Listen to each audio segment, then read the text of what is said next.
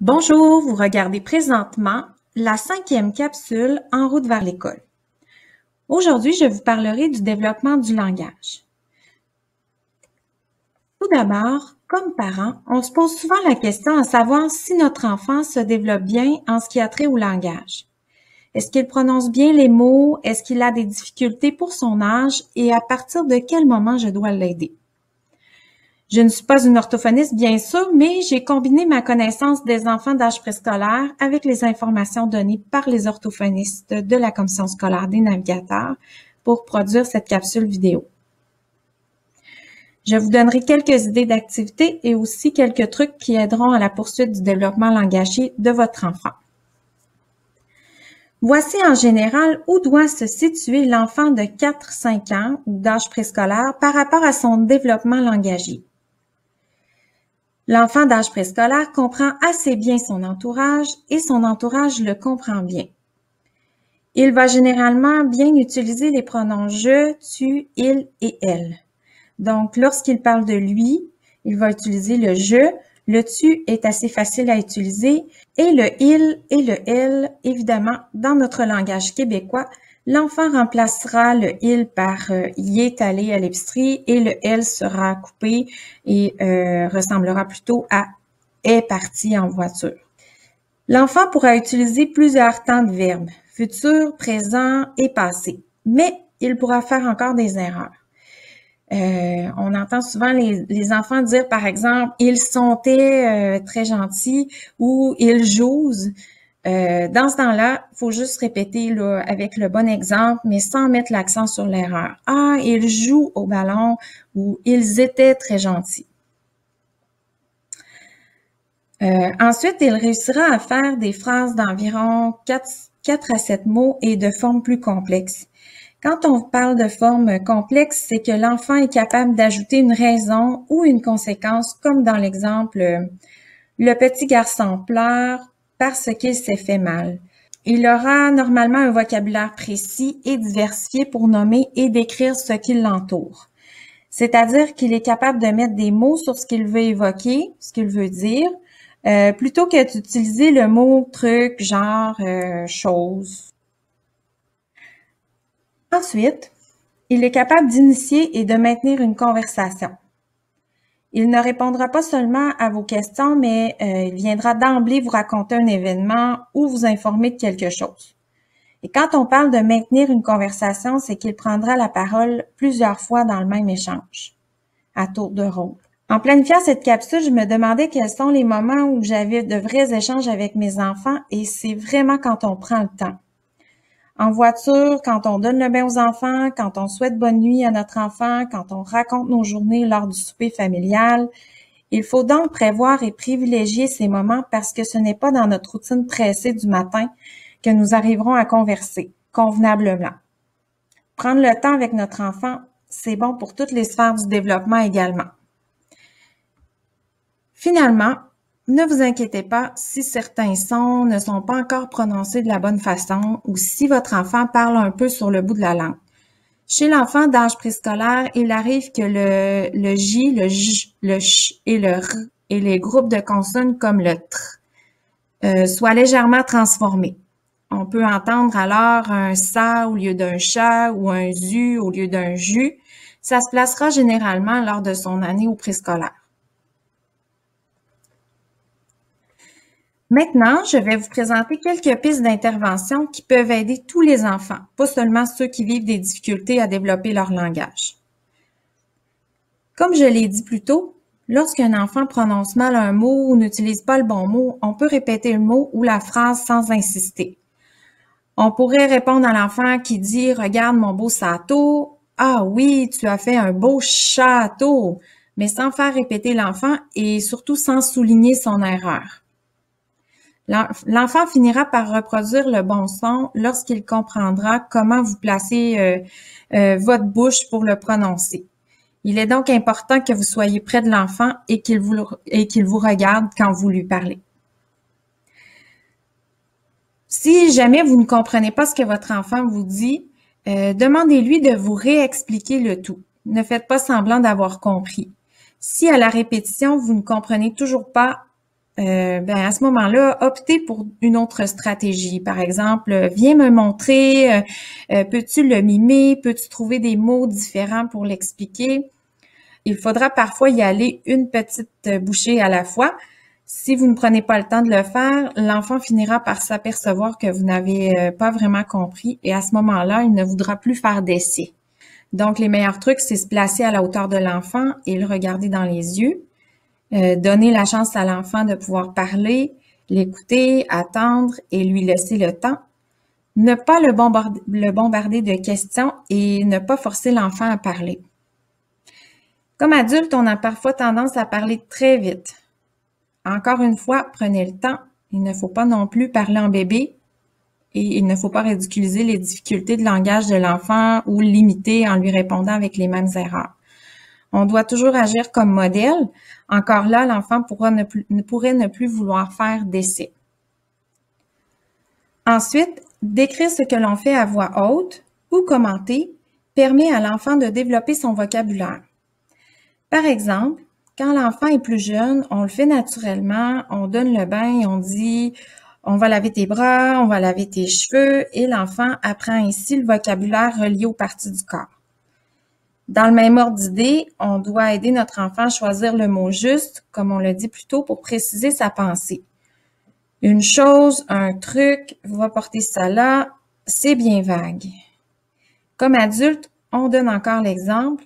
On lui propose les mots. Si jamais l'enfant ne les trouve pas, on l'aide à trouver le mot juste. Va chercher ton sac pour la garderie plutôt que va chercher tes choses pour la garderie.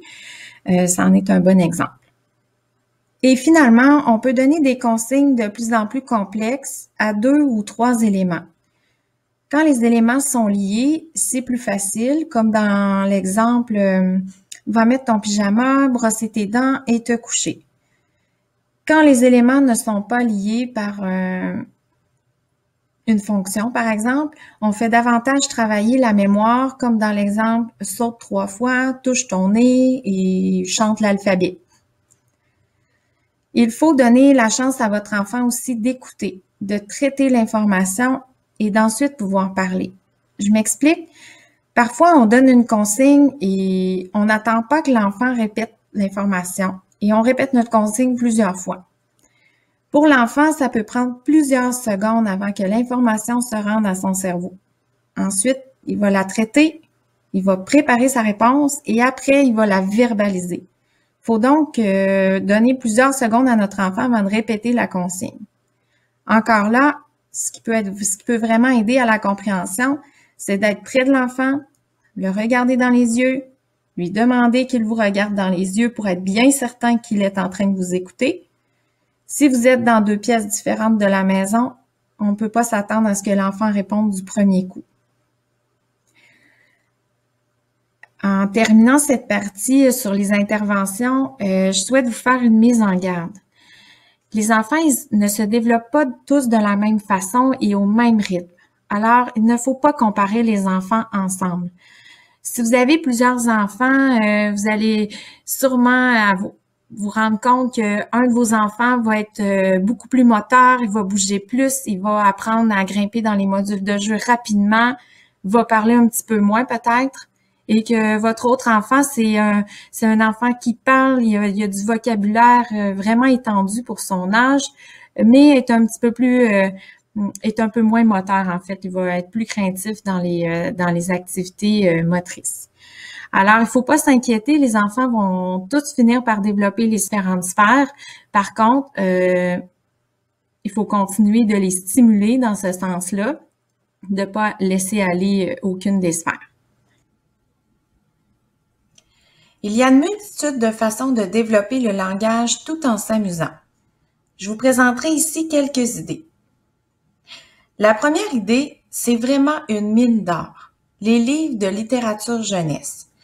Tous les albums qu'on peut raconter à nos enfants, 1 fois, 2 fois, 100 fois, parce que nos enfants nous demandent de leur raconter les mêmes histoires. C'est vraiment une belle source pour développer le langage.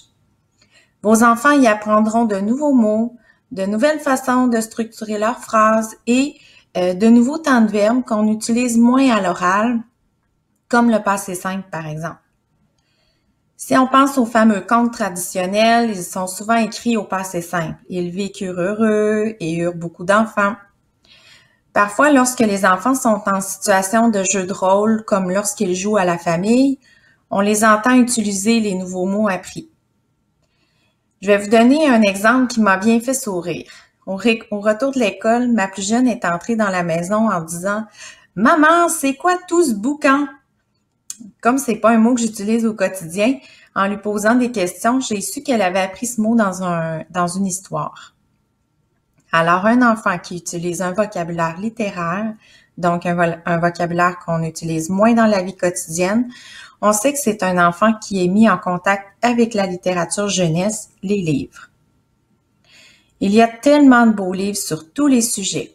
Alors, peu importe le sujet que vous souhaitez aborder avec votre enfant, vous déménagez, vous vivez une séparation, un deuil, c'est certain qu'il existe un livre pour le faire.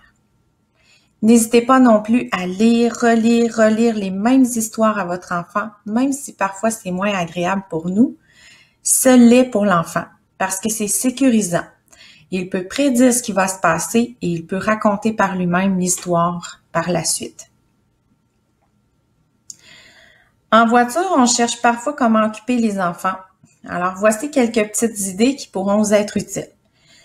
La première, jouer aux devinettes. Être capable de se faire une représentation de l'objet dans notre tête et d'en verbaliser les caractéristiques, c'est un bon défi pour nos enfants. Voici une petite recette pour les aider. À la maternelle, on utilise une petite recette pour faire nos devinettes. Alors, la voici. Elle est en 3 étapes. Donc, l'enfant, tout d'abord, doit réfléchir à un objet à faire deviner.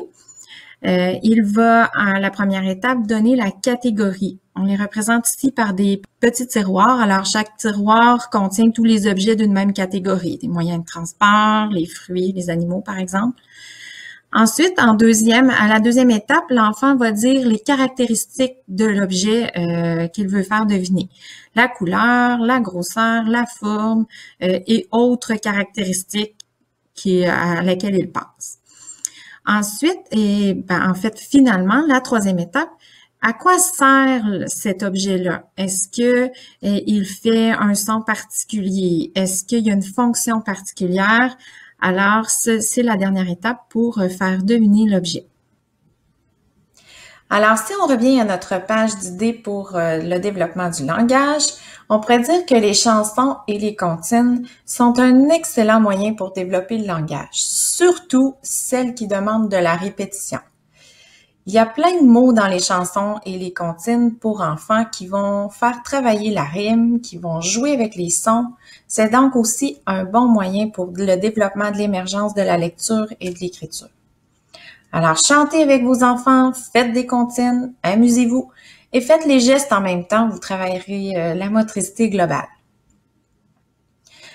Finalement, il y a plusieurs petits jeux d'association qui peuvent exister. Par exemple, la chaîne de mots.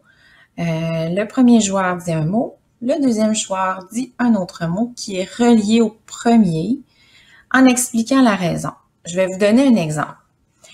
Si je commence avec le mot arbre, le deuxième joueur pourrait dire le mot pommier parce que c'est une sorte d'arbre. Je continue en disant le mot pomme parce que c'est le fruit du pommier et ainsi de suite. Ça travaille le vocabulaire, mais également une certaine définition de ces mots-là. Et enfin, le dernier jeu d'association de mots que je peux vous proposer aujourd'hui, c'est le jeu des catégories, qui est le jeu 5 minutes favori de mes élèves. On détermine un temps sur une minuterie et une catégorie de mots. Par exemple, à tour de rôle, pendant 2 minutes, on va dire le plus de mots reliés à la catégorie des instruments de musique, par exemple. En classe, on joue de 2 façons. Quand la minuterie sonne, on peut compter le nombre de mots qu'on a réussi à dire et on essaie de battre notre record. Ou bien, on joue une version un peu plus compétitive et lorsque la minuterie sonne, la personne à qui c'était le tour est éliminée. Plusieurs discussions peuvent survenir à la suite de ce jeu. Cette semaine, par exemple, j'ai une élève qui me dit « Ah, mais Madame Marie-Hélène, t'as dit le mot tuba. C'est pas un instrument de musique, le mot tuba. J'en ai un chez moi et c'est pour aller dans la piscine. Après discussion, maintenant, cet élève sait que tuba peut représenter deux objets complètement différents parce qu'on a pris le temps de distinguer les deux concepts.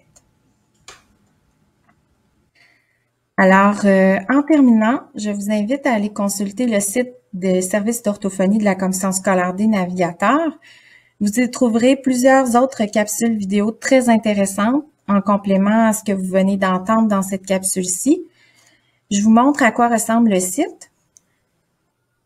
Quand vous arrivez sur ce site web, vous avez des liens intéressants. Alors, vous pouvez cliquer ici, les liens intéressants. Ensuite, vous cliquez sur capsule vidéo. Si vous faites défiler la page ici, ça vous amène à toutes les capsules vidéo qui sont disponibles. Et la section qui nous intéresse plus aujourd'hui, c'est la section du langage oral. Alors ici, on a par exemple comment amener son enfant à raconter sa journée, à s'exprimer plus clairement, toutes les capsules sur la stimulation du langage. Et ici, mes préférés, une histoire en cadeau, comment faire la lecture à son enfant.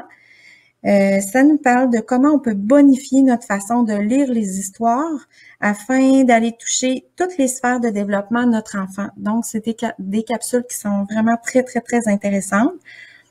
L'adresse pour se rendre à ce site web va être à la fin de cette capsule vidéo et le lien est également disponible sur notre page web En route vers l'école là, dans la section boîte à outils comme on vous l'a présenté lors de la première capsule. Alors, merci beaucoup d'avoir visionné cette capsule sur le langage. J'espère avoir répondu à la majorité de vos questions. S'il vous en reste, vous pouvez communiquer avec nous à enrouteversl'école@csnavigateur.qc.ca. On se retrouve bientôt pour une prochaine capsule. Au revoir!